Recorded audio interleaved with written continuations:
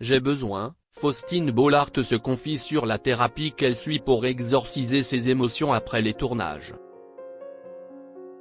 Lors d'un entretien accordé à Télé Loisirs, Faustine Bollaert a fait des confidences sur son rôle de présentatrice pour Ça commence aujourd'hui. Des tournages très éprouvants mentalement pour celle qui suit une thérapie. Chaque jour sur France 2, Faustine Bollaert accueille des Français au parcours marquant et aux histoires singulières dans son émission. Parmi eux, des personnalités comme Samina Seri, ancienne star de la saga Taxi, connue pour sa franchise, ou encore Lou Pernaut, fille du regretté présentateur du Trésor de TF1, venu témoigner de son expérience du cyberharcèlement. Cependant, si des célébrités se succèdent parfois sur le plateau, Faustine Bollaert met également en lumière des anonymes parmi lesquels certains marquent à jamais l'émission en dévoilant leur histoire. C'était notamment le cas d'Ali, atteinte d'un trouble dissociatif de la personnalité. Quelques mois après le tournage de l'émission, cette dernière est malheureusement décédée. Ce vendredi 6 décembre, c'était au tour de Pascal Bataille d'annoncer une mauvaise nouvelle sur le plateau de l'émission.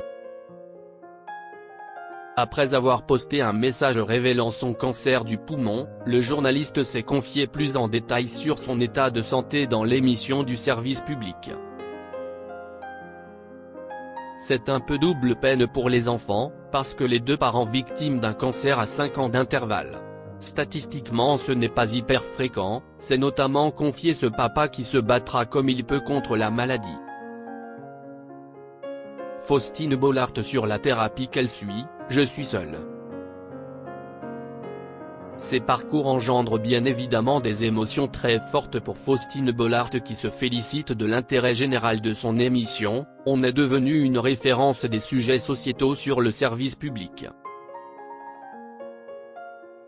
Quand on parle des violences faites aux femmes et aux enfants, il se dit des choses ici plus qu'ailleurs. En effet, on est plus engagé qu'avant et on n'hésite pas à aller sur des terrains sur lesquels notre parole porte. Je me sens investi d'une forme de mission, à ma mesure, et réponds toujours présente, a-t-elle confié lors d'un entretien à Télé Loisirs à découvrir en exclusivité lundi 9 décembre. Mais malgré tout, l'animatrice doit s'appuyer sur un professionnel pour réussir à couper après les tournages. Je travaille souvent sur la gestion de l'émotion avec mon psy. Je n'ai pas été formée pour exorciser des émotions fortes. Je suis seule face à mes invités et, parfois, j'ai besoin de libérer ma parole à moi, a-t-elle dit à nos confrères. Une animatrice très concernée.